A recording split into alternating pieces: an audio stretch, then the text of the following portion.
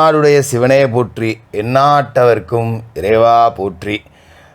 குரோதி வருடம் ஆனி மாதம் அப்படிங்கிறது தொடங்க போகுது. அப்போ ஆனி மாதத்துக்கு உண்டான ராசி பலன் அப்படிங்கிறத நாம் முன்கூட்டியே தெரிஞ்சு பார்த்துக்கிட்டோம் அப்படின்னா, இந்த மாதத்தில் இதெல்லாம் செய்யலாம், இந்த மாதத்தில் இதெல்லாம் செய்யக்கூடாது, இந்த கிரகம் நமக்கு சாதகமாக இருக்குது, இந்த கிரகம் நமக்கு சாதகமற்று இருக்குது, அப்போ அதுக்குண்டான மாதிரியான முடிவுகளை தான் நம்ம எடுக்கணும் அப்படிங்கிறத கொஞ்சம் நாம் அனுமானிச்சிக்கலாம். அதுக்குண்டான பலன் அப்படிங்கிறத நாம் ரொம்ப துல்லியமாக கணிக்கணும் அப்படின்னா, இந்த மாதத்துக்குண்டான கிரக நிலைகள் அப்படிங்கிறத பார்க்கணும்.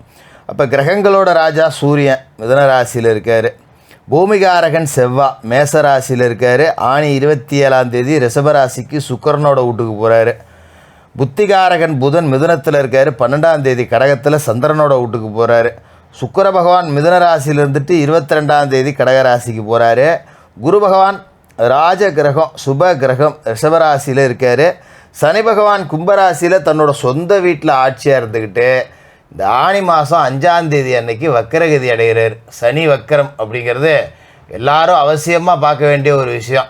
அப்படிப்பட்ட சனி பகவானோட வக்கரம் அப்படிங்கிறது இந்த ஆனி மாதம் 5 நடக்குது. ராகு கேதுக்கள்னு பார்த்தீங்கன்னா, ராகு மீனத்தில் குரு பகவானோட வீட்டில் இருக்கார், கேது கன்னிராசியில் புதனோட வீட்டில் இருக்கார். இதான் இந்த மாதத்துக்கு உண்டான கிரகங்கள். சின்ன சின்ன மாறுதல்கள் அப்படிங்கிறது இருக்குது. சில கிரக சேர்க்கை அப்படிங்கிறது 12 வருஷத்துக்கு பிறகு இந்த மாதத்தில் நடக்குது. அப்படி ஒரு அற்புதமான மாற்றங்கள் நிகழக்கூடிய இந்த ஆனி மாதத்தில் உங்களோட ராசிக்கு என்ன கிடைக்குதுன்னு பார்த்துருவோம். மகர ராசி நேயர்களே, உங்களுக்கு இந்த ஆனி மாதம் எப்படி இருக்குது அப்படின்னு பார்த்தோன்னா, 12 ராசியிலேயே அடி மேலே அடி வாங்குகிற ராசி மகர ராசி தான். அந்தளவுக்கு நேரம் அப்படிங்கிறது ரொம்ப உக்கரமாக போயிட்டுருக்கு. ஏதோ சில கிரகங்கள் நல்லா இருக்குது அப்படிங்கிற மாதிரி இருந்தாலும் கூட ஏதாவது ஒன்று குறுக்கால அதை தட்டி விட்டுட்டு போகுது. ஒரு நல்லது நடக்கிற மாதிரி இருக்குது, ஆனால் நடக்க மாட்டேங்குது. கிட்டக்க நெருங்கி வருது, கடைசி நேரத்தில் கெட்டு போயிடுது. நானும் அன்னைக்கு இது நல்லது நடக்கும், இன்றைக்கி நடக்கும், நாளைக்கு நடக்கும், இன்னும் 2 நாள் கழித்து நடக்கும், இப்படியே நம்பி நம்பி நம்பி தான் ஏமாந்து போகிறோம். அதுமாரி நம்ம எத்தனையோ பேருக்கு உதவி செஞ்சுருக்கோம், நமக்கு ஒரு கஷ்டம்னா உதவி செய்கிறதுக்கு யாரும் வர மாட்டேங்கிறாங்க. அந்த மாதிரியான மனநிலையில் தான் மகர ராசிக்காரர்களை பொறுத்த வரைக்கும் இந்த ஆனி மாதத்துக்குள்ளேயே நுழைவீங்க. அதுலேயே ஒரு சலிப்பு இருந்துடும். ஆமாம், என்னத்தை போய் ராசி பலன் பார்க்குறது, எல்லா மாதமும் தான் சொல்கிறாங்க, ஒரு அளவும் நடக்க மாட்டேங்குது அப்படிங்கிற மாதிரி ஒரு சலிப்பு. என்ன ஜோசியரே, நீங்கள் நல்லது நடக்குங்கிறீங்க, ஒன்றுமே நடக்க மாட்டேங்குது, நடக்கிற மாதிரி தான் தெரியுது, ஆனால் ஒன்றும் நடந்ததா இல்லை. பணம் 10 ரூபா வருது, ஆனால் அது எங்கே போகுதுன்னே தெரியல. 10 ரூபா வந்தால் 20 ரூபா செலவு வருது, 20 ரூபா வந்தால் 40 ரூபா செலவு வருது. ஒரு 10 ரூபா மிச்சப்படுத்தி வைக்க முடியல. அடுத்தவனுக்கு குழி பொறிக்கணுங்கிறவன், துரோகம் பண்ணணுங்கிறவனாம் நல்லா இருக்கான். என்கிட்டலாம் 10 ரூபா கிடச்சிதுன்னா நான் 4 பேருக்கு உதவி செய்வேன், என்ன மாதிரி ஆளுங்களுக்கு தான் 10 ரூபா கடவுள் கொடுக்க மாட்டேங்கிறான் அப்படின்னு சொல்லி புலம்பிக்கிட்டே தான் இருப்பீங்க. அப்படி தான் கிரக அமைப்புகள் அப்படிங்கிறது இருக்குது. நம்ம மகர ராசியை பொறுத்த வரைக்கும் பெருசாக கடந்த காலகட்டங்களில் நல்லா இருப்பீங்க அப்படின்லாம் சொன்னதே இல்லை. சும்மா உங்கள் முகஸ்துதிக்காக, உங்கள் முகத்துக்காக நீங்கள் அப்படி இருப்பீங்க இப்படி இருப்பீங்க அப்படின்னு சொல்லி ஆறுதல் சொல்கிறதுல பிரயோஜனம் கிடையாது. நல்லா இருக்காதுன்னா நல்லா இருக்காதுன்னு தான் கடந்த காலகட்டத்தில் சொல்லியிருக்கோம். சரி, இந்த மாதத்தில் ராசிக்கு அதிபதி சனி வக்கரம் அடைகிறாரு. அதாவது உங்களோட ராசியை பொறுத்த வரைக்கும் ராசிக்கு 2வது வீட்டுக்கும் அதிபதி சனி இப்போ ராசிக்கு 2வது வீட்டில் இருக்கார். 7.5 சனியில் உங்களுக்கு விரய சனி முடிஞ்சு, ஜென்ம சனி முடிஞ்சு, இப்போ குடும்ப சனி நடந்துக்கிட்டு இருக்குது. அதாவது பாத சனி அப்படின்னு சொல்கிறது. இப்போ ராசிநாதன் வக்கரம் அடைகிறார் மாதம் பிறந்து 5வது நாளில் அப்படின்னா கொஞ்சம் மருத்துவ செலவு இருக்கும். அதை நீங்கள் ஏற்றுக்கிட்டு தான் ஆகணும், வேறு வழி இல்லை. கொஞ்சம் காசு பணம் முடக்கம் அப்படிங்கிறது இருக்கும். அதாவது ஒரு தொகை கையில் 10 ரூபா இருக்குன்னா அது 10 ரூபாயை செலவழிஞ்சு நம்ம சைபரில் போய் நின்னா தான் அடுத்த காசு வரும். ஒரு 10 ரூபா இருக்கிறப்ப இன்னொரு 10 ரூபா வருமானா வரவே வராது. அதெல்லாம் நீங்கள் யோசிக்கவே வேண்டியதில்லை. அதே நேரத்தில் காசு பணம் 10 ரூபா புரண்டுக்கிட்டு தான் இருக்கும் கையில். மற்ற மாதம் மாதிரி நீங்கள் ஒரு தருத்தரமாலாம் இந்த மாதம் இருக்காது. இன்றைக்கி 10 ரூபா வச்சுருக்கேன், இதை செலவு பண்ணிட்டோம் அப்படின்னா நாளைக்கு 10 ரூபா வந்துடும். காசு இல்லை அப்படிங்கிற பேச்சுக்கு வேலை கிடையாது. இருந்தாலும் லேசாக ஒரு மன கலக்கம் அப்படிங்கிறது இருக்கும். எந்த ஒரு காரியத்தையுமே திட்டம் போட்டு செய்ய முடியாது. உத்தியோகத்தில் மேல்மட்டத்தில் உள்ளவன் எரிஞ்சு உழுவாங்க. அட போங்கடா அப்படின்னு. நம்ம தான் மாடு மாரி வேலை செய்கிறோம், நம்மக்கிட்ட தான் கத்துறான், சும்மா உட்காந்துருக்கவன்லாம் விட்டு போயிடுறான் அப்படிங்கிற மாதிரி தான் அதிகாரிகள் மேலேயே கோபம் வரும். வேறு வழி இல்லையே, இருக்கிற வேலையை விட்டுட்டு என்னடா பண்ணுறது அப்படின்னு ஓட்டிக்க வேண்டியதான். அதுலேயே அதுமாரி உடன் பிறந்தவர்களோட பகை, உறவினர்களோட பகை அப்படிங்கிறது உருவாகக்கூடிய வாய்ப்பு இருக்குது. ரொம்ப ரொம்ப ரொம்ப கவனமாக இருக்கணும். எந்த ஒரு காரியமாக இருந்தாலும் கடைசி நேரத்தில் லேசாக கை நழுவிட்டு போகிற மாதிரி இருக்கும். மனக்குழப்பம் அகலணும் அப்படின்னா சனி பகவானோட கவசத்தை பாடி சனி பகவானை மனசார வணங்குங்க. இத்தனை பிரச்சனைகளும் சரியாயிடும். சரி ஜோசியரை, வேறு எதுவும் நல்லதே இல்லையா ஜோசியரை இந்த மாதம் அப்படின்னு நீங்கள் கேட்கலாம். சின்ன சின்ன நன்மைகள் அப்படிங்கிறது இருக்குது, அதில் எந்த விதமான மாற்று கருத்தும் இல்லை. என்ன காரணம் அப்படின்னா, இவ்வளோ கெடுதல் நடக்குது பார்த்தீங்களா, இதை எல்லாத்தையும் தாண்டி ராசிக்கு 5வது இடத்துல குரு பகவான் இருந்துக்கிட்டு உங்களோட ராசியை பார்க்குறார். ராசிக்கே குரு பார்வை கிடைக்குது அப்படிங்கிறது ரொம்ப நல்லது. அதாவது குரு பார்க்க கோடி நன்மை அப்படின்னு சொல்லுவோம் இல்லையா, அந்த அமைப்பு தான் இது. அதாவது ரிஷபராசியில் இருந்துக்கிட்டு உங்களோட ராசியவே குரு பார்க்குறாரு. அப்போ இந்த சனியால் ஏற்படக்கூடிய தாக்கம் அப்படிங்கிறதெல்லாம் குறைப்பார். அதுமாதிரி ராசிக்கு 3வது வீடு அற்புதமான இடத்துல உங்களுக்கு ராகு இருக்கார்.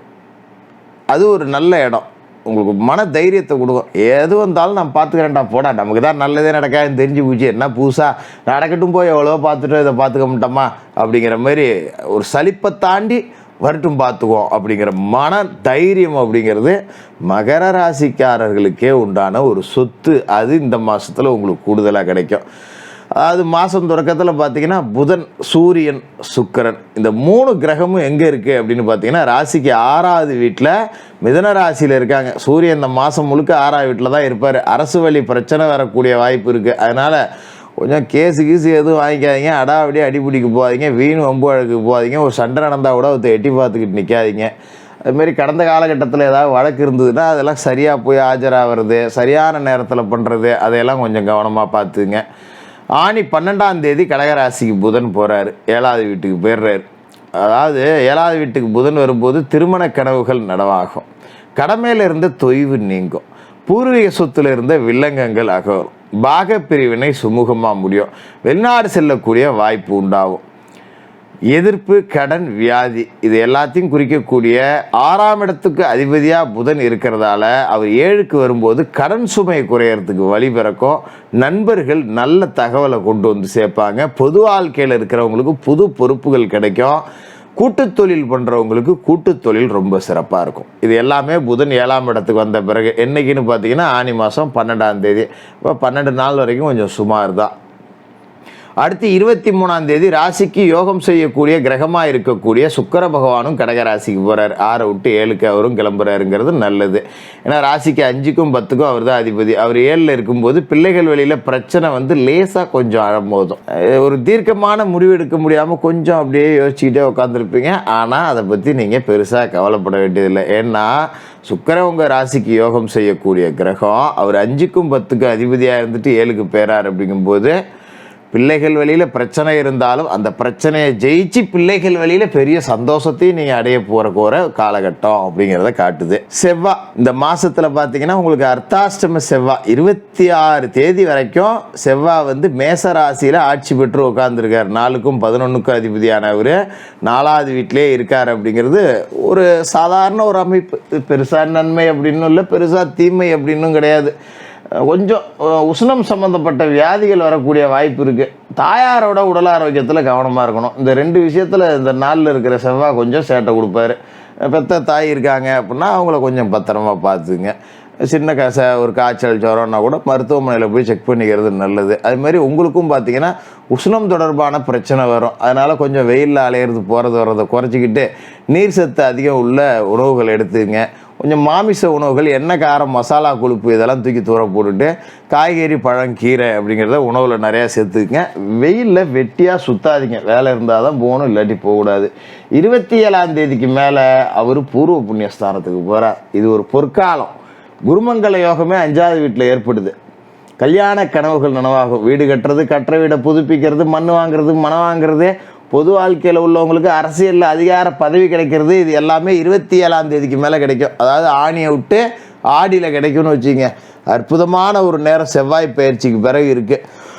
வாழ்க்கை ஃபுல்லாக கடந்த ஒரு 7 வருஷமாக கஷ்டத்து மேலே கஷ்டத்தை அனுபவித்த மகர ராசிக்காரர்களுக்கு இந்த மாதம் ஒரு வெளிச்சம் காட்ட போகுது. அப்பாடா, இருட்டில் கடந்தோம், குகையில் சிக்கினவனுக்கு ஒரு வெளிச்சம் கிடைச்ச மாதிரி, பாலைவனத்தில் சிக்கினவனுக்கு ஒரு பச்சை தண்ணி கிடைச்ச மாதிரி சில நன்மைகள் அப்படிங்கிறத கொடுக்கக்கூடிய மாதமாக இருக்கும். உங்களோட வருமானத்தில் உங்கள் கையில் இருக்கிற 10 ரூபாயில் எப்போ யாருக்கு அன்னதானம் அப்படின்னு உங்களுக்கு பண்ணணும்னு தோணுதோ தாராளமாக பண்ணுங்கள். அன்னதானத்தை மிஞ்சின தானம் இல்லை, அதுதான் உங்களுக்கு சிறந்த பரிகாரமாக இருக்கும். இதை செஞ்சிட்டாலே இந்த ஆனி மாதம் உங்களுக்கு நல்ல மாதமாக இருக்கும். மகர ராசிக்காரர்களுக்கு வாழ்த்துக்கள்.